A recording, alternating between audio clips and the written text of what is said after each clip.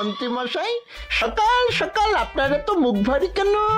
আরে আর বলিস না, আগে রাজসভায় অনেকেই ছিল যারা আমার হয়ে কথা বলতো, কিন্তু ইদানিং সবাই কেমন বদলে গেছে। সবাই গোপালের হয়ে কথা বলছে, তাই তো? একদমই তাই। আর না বললেও কেউ গোপালের বিরুদ্ধে কথা বলে না।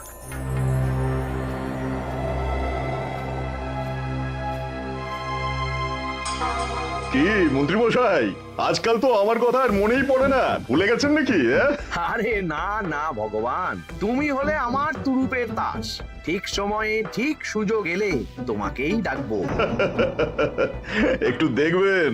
হ্যাঁ, আরে নিশ্চয়ই নিশ্চয়ই। এই চলি রে, আবার রাজসভায় যেতে হবে।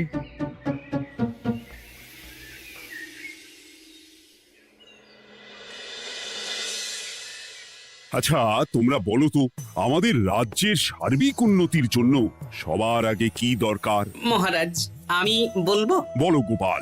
সততা আর শিক্ষা, এই দুটো জিনিস মানুষের মধ্যে থাকলে রাজ্যের উন্নতি কেউ আটকাতে পারবে না মহারাজ। একদম ঠিক বলেছ পণ্ডিত, তুমি তো শিক্ষার কাণ্ডারি। তুমি কি বলতে চাও এই ব্যাপারে? মানে কিভাবে শিক্ষার আরো উন্নতি করা যায়? মহারাজ, আমি তো মনে করি পুঁথিগত শিক্ষাই শুধু শিক্ষা নয়, মানুষের ভেতরে যে পূর্ণতা আছে সেটাকে ফুটিয়ে তোলার নামই হলো শিক্ষা। যেমন? কেউ যদি খেলতে ভালোবাসে সে খেলোয়াড় হবে, গান করতে ভালোবাসলে সে গায়ক বা গায়িকা হবে। আমি প্রত্যেকের মধ্যে লুকিয়ে থাকা এই বিশেষ বিষয়গুলিকে তুলে ধরার জন্য কিছু করতে চাই। তা এটা করার জন্য কি দরকার? প্রথমত অর্থের প্রয়োজন। আমাদের আরো অনেক টুল খুলতে হবে, সেখানে এক একটা জায়গায় এক এক রকমের শিক্ষা প্রদান করা হবে। এটা ভালো প্রস্তাব। আমাদের রাজ্যে গায়ক, নৃত্যশিল্পী, অঙ্কন শিল্পী, খেলোয়াড় সব তৈরি হবে। দেশ বিদেশে রাজ্যের নাম উজ্জ্বল হবে। মহারাজ, একদম এসব উল্টো পাল্টা খরচ করবেন না। কেন কেন? মহারাজ, রাজকোষে প্রথমত বেশি অর্থ নেই, যে কোনো সময় যুদ্ধ লাগতে পারে। তাই আমাদের উচিত প্রথমে এসব না করে কামান, গোলা বারুদ, ঢাল, তরোয়াল এসব কেনা। ঠিকই বলেছ। কদিন ধরেই শুনছিলাম সীমান্তবর্তী এলাকায় ইংরেজ সেনারা নাকি ঘুরঘুর করছিল। পণ্ডিত মশাই, আপনার এই সব পাণ্ডিত্য অন্য জায়গায় ফলাবেন কেমন? এসব করে লাভের লাভ কিচ্ছু নেই। কাউকে যদি ইংরেজরা গুলি করে সে কি গান শোনাবে? হ্যাঁ, মন্ত্রীর কথায় যুক্তি আছে। মহারাজ, আপনি বরং পণ্ডিত মশাইকে কিছুদিনের জন্য ছুটি দিয়ে দিন। পণ্ডিত মশাইয়ের মাথার একটু বিশ্রাম দরকার। হ্যাঁ পণ্ডিত, তুমি বরং দিন 15 জন্য তীর্থে ঘুরে এসো। যথা আজ্ঞা মহারাজ।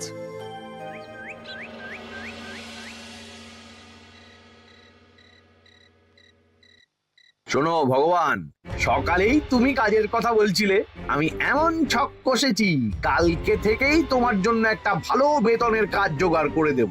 শুধু যা বেতন পাবে তার অর্ধেক আমাকে দিতে হবে, কেমন? রাজি রাজি। কি কাজ বলুন? শোনো, বাহ বাহ, দারুণ দারুণ, হয়ে যাবে কাজ।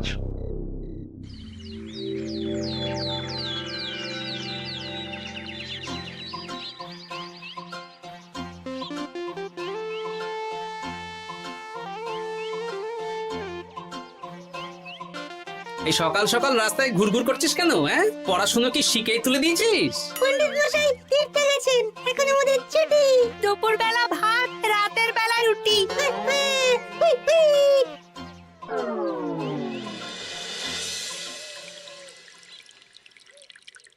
মহারাজ, গতকাল পণ্ডিতকে ছুটি দিলেন আর আজ পাঠশালার সব ছাত্রছাত্রী সকাল থেকে ঘুরঘুর করছে। এ কি, তাহলে তো মুশকিল। মুশকিল আসান করার রাস্তা আমার কাছে আছে মহারাজ। আমার সন্ধানে এমন একজন পণ্ডিত আছেন যিনি বহু ভাষাবিদ, অনেক পাণ্ডিত্য, দেশ বিদেশে শিক্ষাদান করেছেন। কিন্তু তাকে আমরা পাবো কোথায়? তিনি কৃষ্ণনগরে ঘুরতে এসেছেন, শুধু ওনাকে বেতনটা একটু বেশি দিতে হবে। এবং তিনি এই রাজ্যের যে কোনো মানুষের চেয়ে বেশি শিক্ষিত, তার পড়ানোর ধরনই আলাদা। সে কোথায়? আমি তাই ওনাকে আজকে রাজসভায় আসতে বলেছি। মহারাজ, আপনার সাথে একজন দেখা করতে এসেছেন। দেখুন মহারাজ, বলতে না বলতেই হাজির। ওনাকে ভিতরে আসতে বলো। আচ্ছা মহারাজ।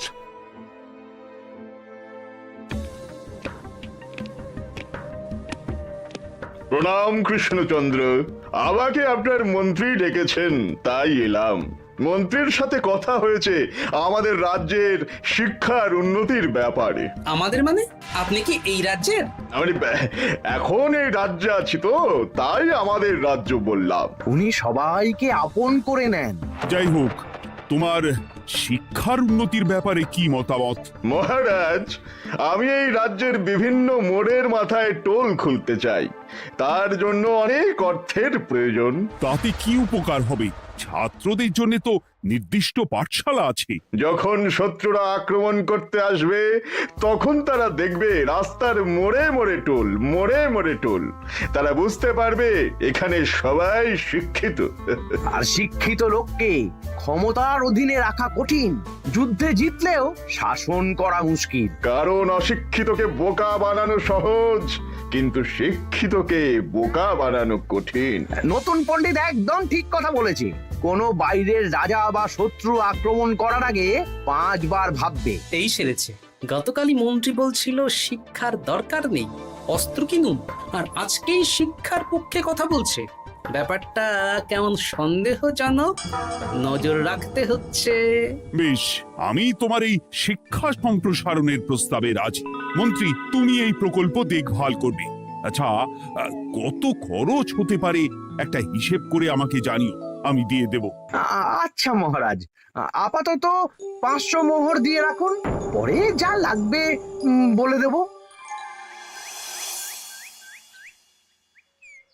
উফ, সকালে এক পত্তন বাজার, বিকেলে এক পত্তন বাজার, আর পারি না। আরে হাত চালাও, হাত চালাও। বাবা, কাজ শুরু হয়ে গেল। হ্যাঁ, আর ছাত্রদের পাঠশালার কাছে যেতে হবে না।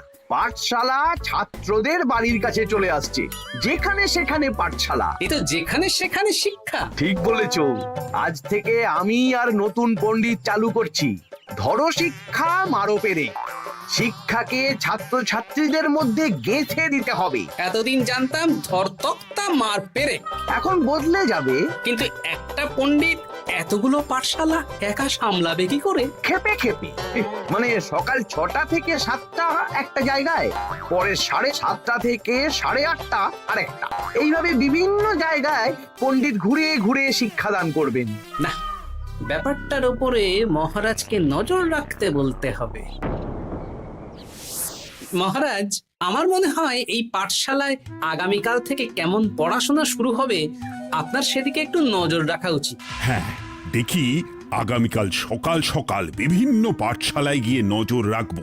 আর হ্যাঁ, আমাকে নতুন পণ্ডিত একটা তালিকা দিয়েছে, কোন পাঠশালায় কখন পড়াবে সেটার তালিকা। আমিও যাব আপনার সাথে।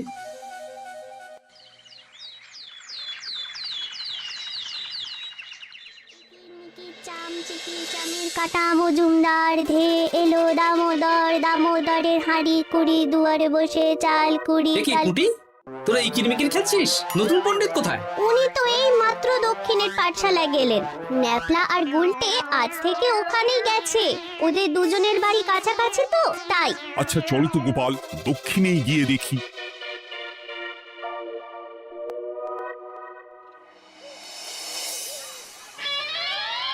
দেখি এখানেও তো নতুন পণ্ডিত নেই। নতুন পণ্ডিত মশাই আমাদের একের নামটা মুখস্থ করতে দিয়ে চলে গেলেন। একের নামটা? এসব কি হচ্ছে? শিক্ষার নামে অর্থের জলাঞ্জলি মহারাজ। না, আজই রাজসভায় এর বিচার হবে। মন্ত্রী, আমি যা দেখলাম তাতে শিক্ষা তো কদিন পরে লাটে উঠবে। আমার এক ভাগ্নি তো আজ পাঠশালায় গিয়ে লুকোচুরি খেলেছে। নামমাত্র পড়াশুনো আর বাকি সময় খেলা, এভাবেই বয়ে গেল বেলা।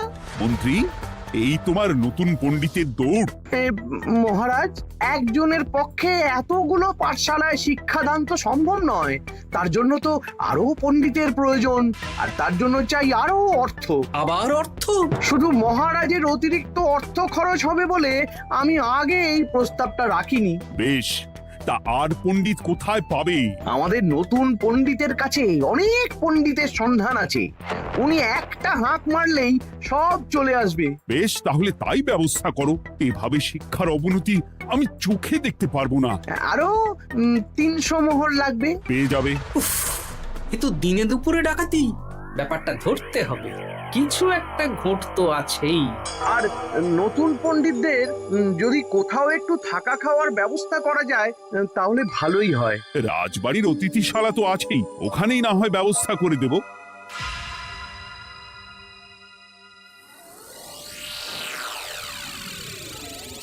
শোন বটা ঘটা আর কেলে পচা, তোদের এইবার এই ভগবানের মতন শিক্ষাদান করতে হবে। আরে আমি তো শিক্ষা বানানই জানি না।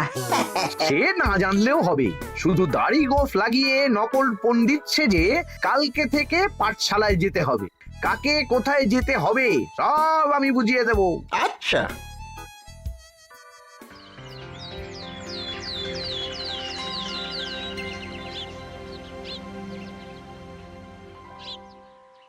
আচ্ছা বল তো, গতকাল তোদের বাড়িতে কি কি রান্না হয়েছিল? ভাত, মসুর ডাল আর লাউ ঘন্ট। লাউ ঘন্টের মধ্যে চিংড়ি ছিল? না, তা আজকে কি রান্না হবে? আজকে সকালে বাবা বাজার থেকে পাকা কাতলা এনেছে। কাতলা মাছের পাতলা করে ঝোল হবে। আর তোর? আমাদের আজ নিরামিষ, এই কবজি ডুবিয়ে সবজি ভাতি খেতে হবে। বেশ।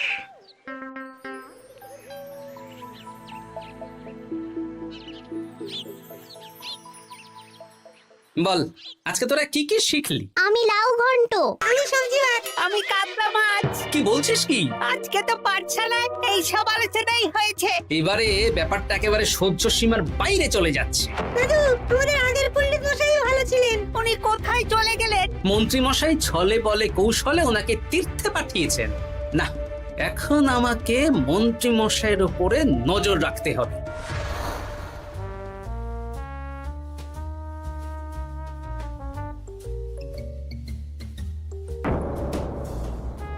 পাঠশালায় পড়ানোর ব্যাপার তো বিকেলেই মিটে গেছে। রাজবাড়ির অতিথিশালায় না গিয়ে নতুন পণ্ডিত মশাইরা এদিকে আবার কোথায় যাচ্ছেন? সাথে মন্ত্রীও আছেন, ব্যাপারটা নজর রাখতে হবে। তাড়াতাড়ি চল। চলুন চলুন। এদিকে তো বটা ঘটার বাড়ি, এদিকে মন্ত্রী মশাই কোথায় যাচ্ছেন?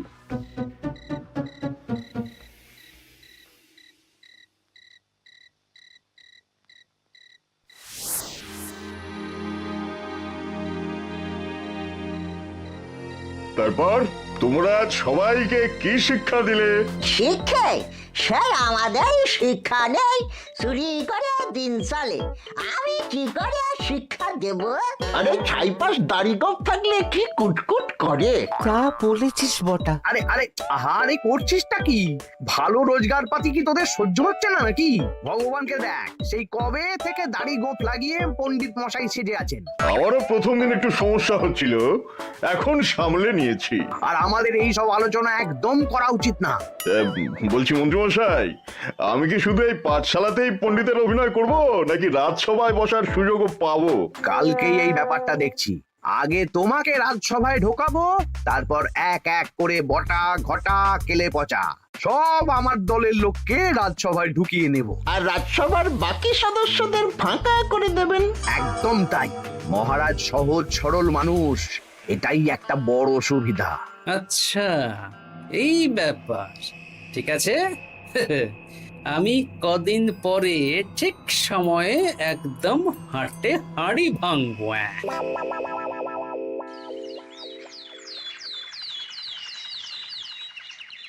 তাহলে মন্ত্রী, আর কোনো সমস্যা নেই তো? না না মহারাজ, এখন আর কোনো সমস্যা নেই।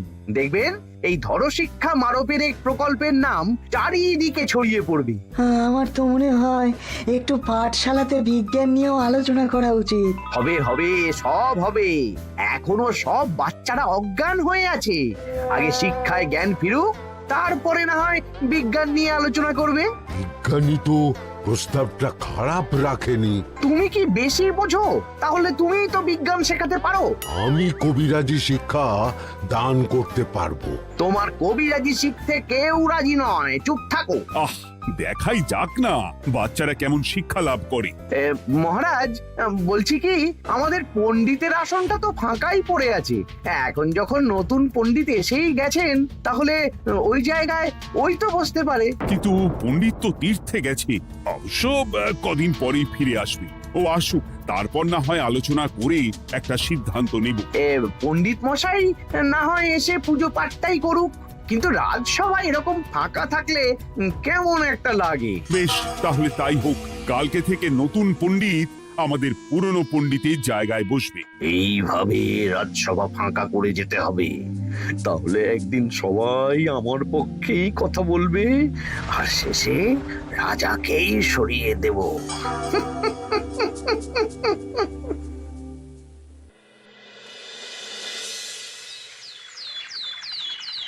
মহারাজ, সর্বনাশ হচ্ছে চারিদিকে। চলুন চলুন, আমি পুরো বিষয়টা ধরে ফেলেছি। কি ধরে ফেলেছো? শিক্ষার নামে ষড়যন্ত্র চলছে মহারাজ। রাজসভায় চলুন, সব বলছি। আচ্ছা আচ্ছা, আসছি। হ্যাঁ বলো গোপাল, তুমি কি বলছিলে শিক্ষার নামে ষড়যন্ত্র নাকি? মানে গোপাল মস্করা করছে নাকি? রাজ্যে দারুণ শিক্ষাদান চলছে। মহারাজ, আমি দেখে ফেলেছি আমাদের নতুন পণ্ডিত আসলে কোনো পণ্ডিত নন। ইনি আপনাকে, আমাদের সবাইকে বোকা বানাচ্ছেন। তাই নাকি? ডাকো দেখি নতুন পণ্ডিতকে। এই তো মহারাজ, আমি চলে এসেছি। এই তো, ইনিই বদমাশি করছেন, শিক্ষার্থীদের ভবিষ্যৎ নিয়ে খেলছে। এই বল, আসল কথাটা বল। কি বলবো, এসব ভাড়ামো বন্ধ করো গোপাল। না বললে আমি কিন্তু ধুতি খুলে দেব। এই এই আরে কি হচ্ছেটা কি? এই এই এই এই সরো তো, সরো সরো। ব্রুম, ব্রুম, ব্রুম, কি হলো, কি হলো? বুম, ব্রুম, জাব্রুম। এই সেরেছে। গোপাল এসব কি বলছে? বলুন। ভুল বকছে কেন? ব্রুম, ব্রুম, গোপাল, তোমার কি হলো গো? কি বলছো তুমি? আমার কাছে বৈদ্য, তুমি একটু দেখো তো গোপাল ঠিক আছে তো? এই যে নতুন পণ্ডিত, তুমি তো অনেক ভাষা জানো, তুমি বুঝতে পারছো? মহারাজ, আমি দেখছি গোপালের মনে হয় বিশ্রামের প্রয়োজন। এই এই, তোমরা কয়েকজন মিলে গোপালকে রাজবাড়ির অন্দর মহলে নিয়ে চলো। চলুন, আমি যাচ্ছি। ওহো, গোপালের কি হলো? মাথায় লেগে গেল? ভাষা চলে গেল? সব এই নতুন পণ্ডিতের জন্য।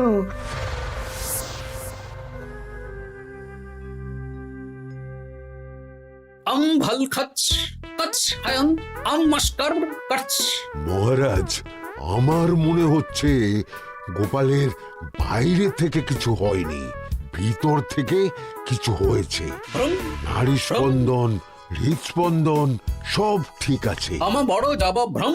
কিন্তু গোপাল কি ভাষা বলছে বোঝা যাচ্ছে না। নতুন পণ্ডিত, একবার চেষ্টা করে দেখো না। আমার কথা হয় না। এসব তো আমি কিছুই বুঝতে পারছি না মহারাজ। আপনি যে এত দেশ বিদেশে ঘুরেছেন, আপনি বুঝতে পারছেন না? এ আমার এখতিয়ারের বাইরে। তোমার বাকি পণ্ডিতদের নিয়ে আসো তো, যারা পাঠশালায় পড়ায়। আমি বুঝতে পারছি না, বটা ঘটা কেলে পচা কি বুঝবে? আমার বড় যাব ভ্রম। চপ করো ঘট, নল খাব মরব। কিছুই তো বুঝতে পারছি না। রাজসভায় কাউকে না দেখতে পেয়ে এখানে এলাম। ওই তো আমাদের পুরনো পণ্ডিত চলে এসেছে। শুনলাম গোপালের নাকি কি হয়েছে। এই পণ্ডিত, তুমি দেখো তো গোপালের নতুন ভাষা উদ্ধার করতে পারো কিনা। কি গোপাল, তুমি কি ভাষায় কথা বলছো? আমার মতর ভাষ কত বলো। ওই দেখো আবার কি সব বলছে। আমো বছর তো পড়ছো, সবার সাথে মস্করা করছো। তম ঠক ধরছ। হ্যাঁ, এই পণ্ডিত, এটা কি ভাষা? ঘাবড়াবেন না মহারাজ, এটা পাতি বাংলা ভাষা। বাংলা ভাষা? গোপাল শুধু আকার ইকার উকার আর বেশিরভাগ স্বরবর্ণ বাদ দিয়ে কথা বলছে। মানে গোপাল তম কছ কছ বলো। আমার নাম গোপাল ভর। মহারাজ, গোপাল বলল আমার নাম গোপাল ভর। আমার অত বকন মহারাজ। এর মধ্যে আকার ইকার উকার এসব বসিয়ে দেখুন তো কি হয়। আমার নাম গোপাল ভাঁড়। আমার নাম গোপাল ভাঁড়। অত, আমি অত, বকা বোকা, নই মহারাজ। মহারাজ, আমি অত বোকা নই মহারাজ। এই তো সুন্দর ধরে ফেলেছেন। কি কেমন দিলাম? দেখলে আমাদের রাজ্যে মন্ত্রী ধরে আনা পণ্ডিতের পাণ্ডিত্য। সব এক একটা গাধা। হ্যাঁ, এ কি ভগবান, বটা ঘটা কেলে পচা। মহারাজ, এখান থেকে কি বুঝতে পারলেন? কি? শিক্ষার বাইরেও অন্যভাবে সমস্যার কি করে সমাধান করা যায়, তাও শুধুমাত্র উপস্থিত বুদ্ধি দিয়ে, যেটা আমাদের রাজপণ্ডিতের আছে। তা তো দেখতেই পাচ্ছি। আর সেই জন্যেই মন্ত্রী ওনাকে সরাতে চেয়েছিলেন, আর কিছুদিনের মধ্যে সব সভাসদদের সরিয়ে দিতেন। আমি সব মতলব শুনেছিলাম, আর এই দিনটার জন্য অপেক্ষা করছিলাম। আজকেই তো পণ্ডিতের তীর্থ থেকে ফিরে আসার কথা। তাই আজকে এই ছোট্ট নাটকটি করলাম। এবার মন্ত্রী আর এই 4 জন নকল পণ্ডিতকে আচ্ছা করে কারাগারে গিয়ে ধোলাই দাও। ধোলাই হলো ওনাদের জন্য উপযুক্ত এবং উচিত শিক্ষা।